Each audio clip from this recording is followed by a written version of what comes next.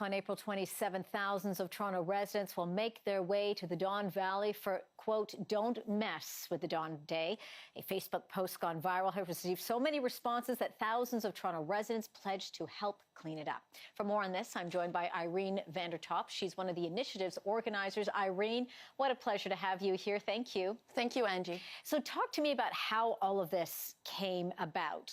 And did you expect to get that big of a response? Well, it started last year when me and a group of runners were passing a lot by trails in the Don Valley that were just covered with so much litter. And these are very hard, remote areas, hard to reach. Mm-hmm. And we're talking literally like landfill quality areas of like 200 acres that nobody seemed to be concerned about. And then we slowly started doing cleanups over time and talking to the city and building managers around.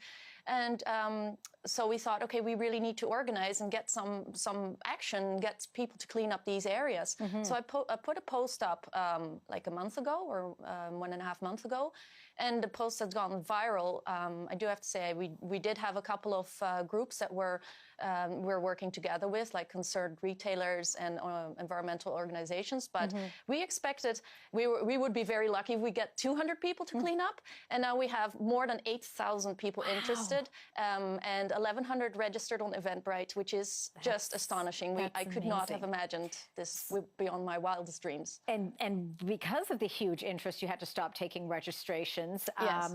But what can people do if they still want to help out? Well, actually, we opened registrations again. The reason why we stopped the registration was because at some point, and it was 4 weeks out still, there were literally 500 people who were added to the registrations or to being interested. And we thought if this continues, we're going to have 10,000 people coming to the Don Valley, which is not going to be effective, and it will also do more harm to the ecosystems. Yeah.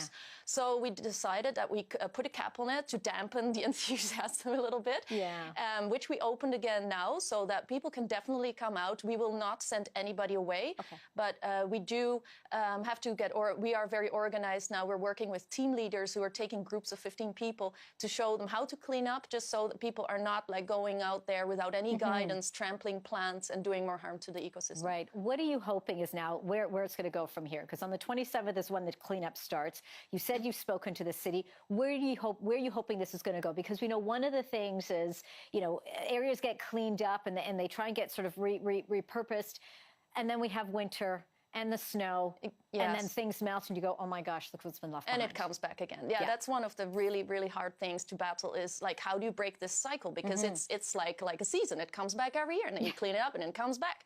So what we're hoping is, especially with the media attention and the people that are coming out here, we want, first of all, raise more awareness. We need to have a conversation with the city and the surrounding property managers, how we can prevent this from happening in the first place.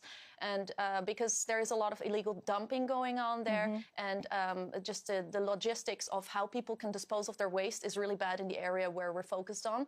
So there needs to be a conversation with the stakeholders and the city. And but one of the problems is really funding. There is a lack of funding to actually allocate resources towards cleaning up the area as well as enforcement of the law.